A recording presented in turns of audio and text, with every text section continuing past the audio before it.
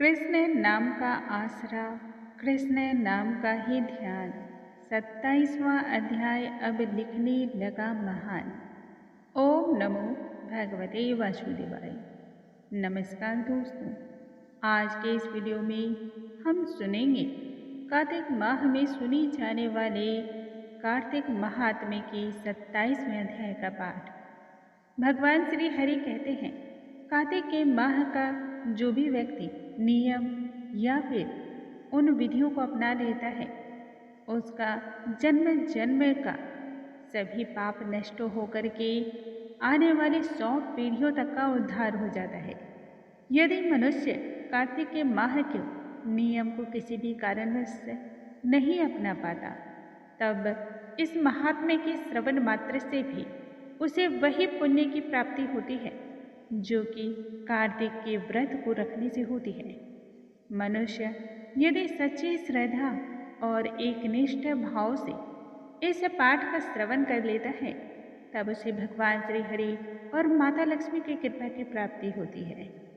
आइए भगवान श्री हरि और माता लक्ष्मी का ध्यान करते हुए आज के पाठ को हम आरंभ करते हैं। बोलो भगवान श्री हरि की जय, स्वामी नारायण की जय, माता लक्ष्मी की जय। भगवान श्री हरि के पार्षद फिर आगे कहने लगे, एक दिन के बाद है, विष्णुदास ने नित्य कर्म करने के पश्चात भोजन को तैयार किया, परंतु ना जाने कौन उसे चुरा कर ले गया।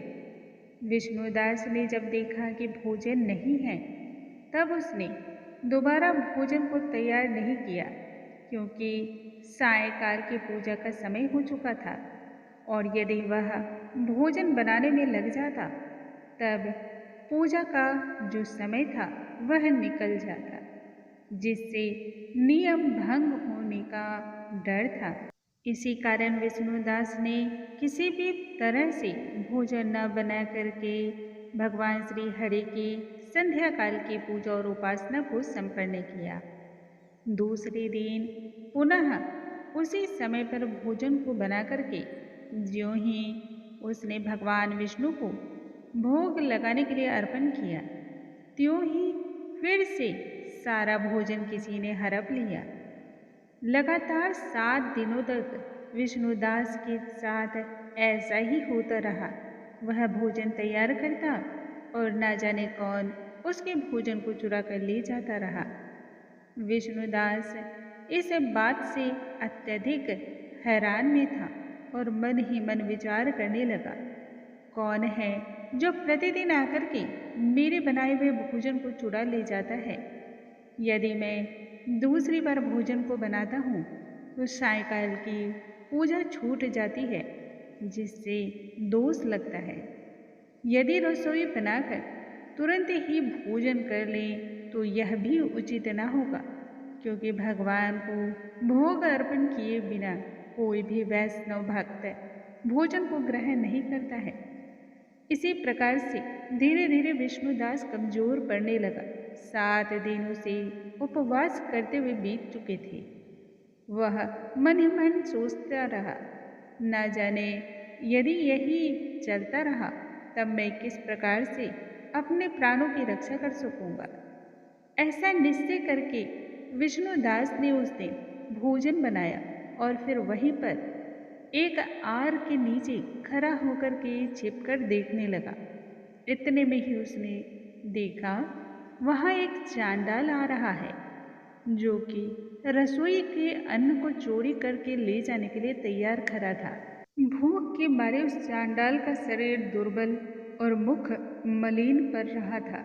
शरीर में हाड़ मांस का नाम मात्र भी नहीं बचा था। उसे देख करके ब्राह्मण श्रेष्ठ विष्णुदास का हृदय करुणा से भर आया। उन्होंने भोजन चुराने वाले चांडाल को देखते हुए कहा, जरा ठहरो, रूखा सूखा भोजन क्यों खाते हो? इसमें थोड़ी सी घी ले लो।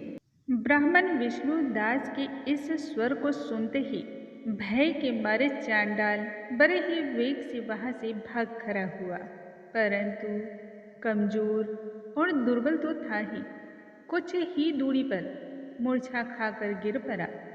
चांडाल को भयभीत और मूर्छित अवस्था में देख करके विष्णुदास ने बड़े ही वेग से उसे अपने ही वस्त्र की छोर से हवा करने लगे।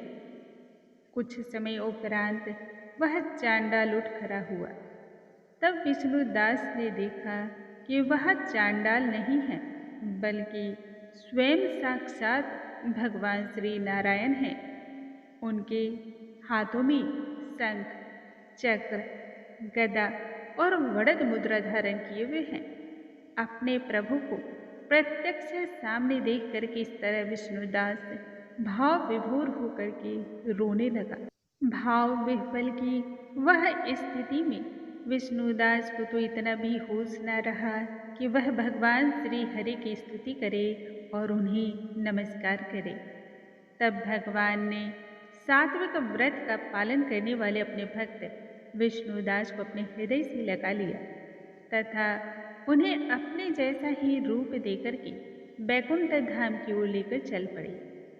उस समय यज्ञ में दीक्षित हुए राजा चोल ने देखा कि विष्णुदास एक श्रेष्ठ और दिव्य विमान पर भगवान श्री हरि के साथ बैठ करके विष्णु धाम की ओर जा रहा है। विष्णु दास को बैकुंठ धाम की ओर जाते देख करके राजा चोल ने अपने गुरु महर्षि मुग्दल को बुलाया और उनसे कहने लगा, जिसके साथ स्पर्धा करके मैंने यज्ञ, दान, हवन और अन्य प्रकार के धार्मिक कार्य का अनुष्ठान किया है, वही ब्राह्मण आज भगवान विष्णु के सा रूप को धार्य करके मुझसे पूर्व ही बैकुंठ धाम को जा रहा है। मैंने वैष्णव धर्म का भली भांति पालन किया है और इसी के तहत अग्नि में हवन, दान, ब्राह्मणों का पूरा मान और सम्मान किया है। फिर भी भगवान श्री हरि मुझ पर प्रसन्न नहीं हुए हैं, परंतु इस विष्णुदास की भक्ति से प्रसन्न होकर के श्री हरि ने प्रत्यक्ष उसे दर्शन दिए हैं। ऐसा जान पड़ता है कि भगवान श्री हरि केवल दान और यज्ञ से ही प्रसन्न नहीं होते हैं, बल्कि उन्हें प्रसन्न करने का कोई अन्य ही प्रधान कारण है। तब भगवान श्री हरि के दोनों पार्षद कहने लगे। इस प्रकार से कहकर के राजा ने अपने भांजे को अपने राज्य तथा उसके कार्यभार को पूर्ण रूप से भांजे के सुपुर्द करके स्वयं वहाँ से वन की ओर चल पड़े। वे बचपन से ही यज्ञ की दीक्षा लेकर उसी में संलग्न रहते थे। इसी कारण से राजा के कोई भी पुत्र या उत्तराधिकारी नहीं हुआ था। यही कारण था कि उसने अपने भांजे को राज्य के सिंहासन पर आसीन कर दिया। भांजे को राज्य सुपुर्द करके स्वयं भगवान विष्णु को संबोधित करते हुए 3 बार उच्च स्वर में राजा कहने लगे, हे भगवान विष्णु, आप मुझे मन, वाणी, शरीर और क्रिया के द्वारा होने वाली अविचल भक्ति प्रदान करें। ऐसा कहकर वे सबके देखते ही देखते अग्नि कुंड में कूद पड़े। बस उसी क्षण भक्त वत्सल भगवान श्री हरि अग्नि कुंड में प्रकट होकर के राजा को अपने हृदय से लगा लिया एवं उसे भी श्रेष्ठ एवं दिव्य विमान में बैठाकर अपने साथ लेकर बैकुंठ धाम की ओर प्रस्थान कर गए।